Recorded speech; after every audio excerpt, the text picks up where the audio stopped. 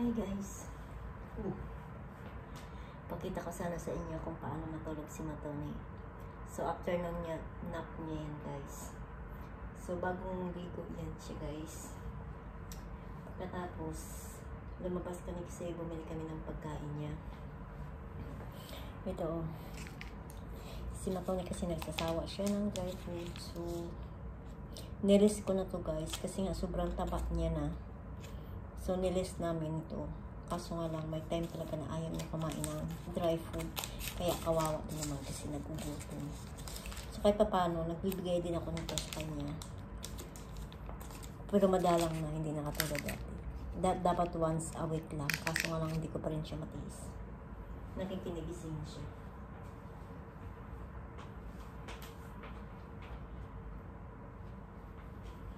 Ano tulog pa yan?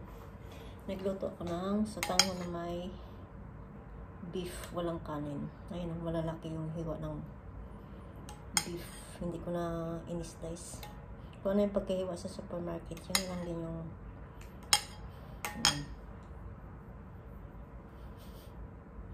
mainit pa. Yan siya. Naku, wag ka munang bumangon. Hindi pa ako tapos. Sabi ko, punta pa ako ng supermarket. Kasi ayoko sana kasi yung isa is tinitingnan yung rep. Kapag wala ng laman, kailangan mo yan lagyan ng laman. So, kailangan kong bumili ng stock. Ang sarap nito guys. Puro lang to sutang, walang gulay. Tapos beef lang. Sarap. Diba? Hindi na kailangan ng kanin. Nakatayo talaga. Mainit pa. Busog ka naman ako. Kumain ako ng saging. At chicherya.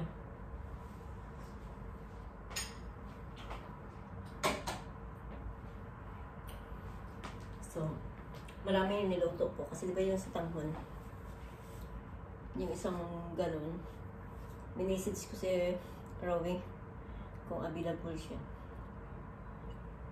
Punta siya dito. Kasi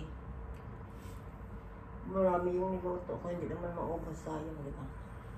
Wala naman mag-isa. Habang samantala ko yung isa mo.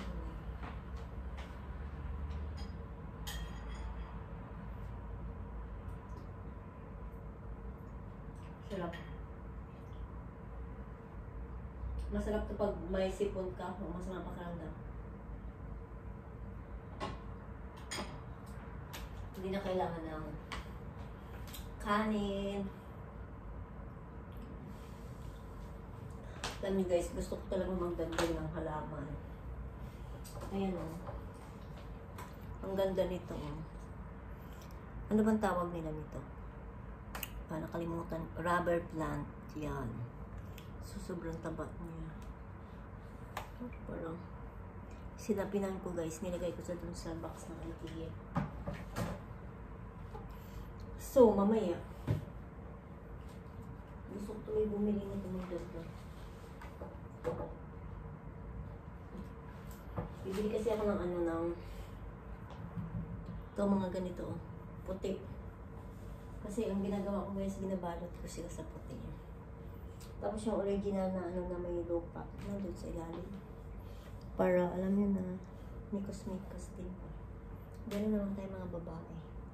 Ang ganda niya. Sobrang healthy. Hindi ko to siya araw-araw binibinyagan. Kasi ayoko siya malunod sa bagay maano kasi ako guys, magaan yung kamay ko sa ano sa halaman. O kahit sa mga gulay-gulay. O, diba ang cute niya? So, mamaya nga, punta ako ng day-to-day. Hindi naman gaano ka, ano, mag-taxi lang ba? Magkano ng taxi? 30. Doon kasi ako nakakita ng magagandang halaman. Sa iba kasi sobrang mahal. May mga pinuntahan ako dito malapit sa Alrim. Mahal. Mahal ng ano nila halaman. Yung isang ganun lang na maliit, 60 by 120. So, doon sa Tito Day, may 49, may 39. Ang pinakamura nila doon, 29. Katulad nito yung isa, 39 to eh. So, 39 na to. Oh. Ito guys, oh. Yan. So, 39 dirham to. So, magdagdag kahit 6 na piraso. Pero iba-iba, yun. 39.95. So, 40 dirham na rin. Yung pinakamahal sa dito din na nakita ko is 50 plus. Pero maganda na siya. Hindi ka na magsisi. So, mamaya, kasi si Matong. Maganda sana ngayon kasi tulog pa si Matong. Ang problema, sino ba ito? Ano daw? Ewan.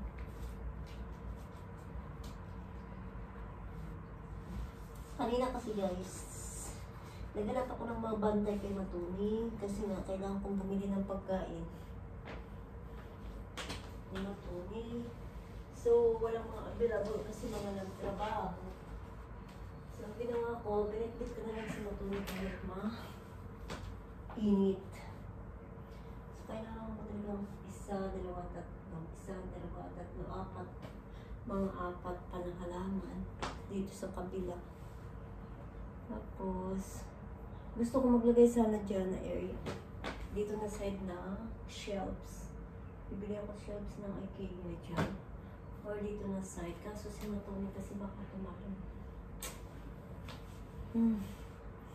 Yung dito naman guys, ayaw ko maglagay ng mga ano. Kasi pag naglagay kasi sa wall, feeling ko ang space nagiging maliit. So, para empty siya, malaki tingnan. Diba? So, ayan guys, bye-bye po muna guys kasi pag sinipag ako kahit mainit, mag-taxi ako, punta ako nandito din. Maghunting ako ng mga halaman. So, bye-bye na guys.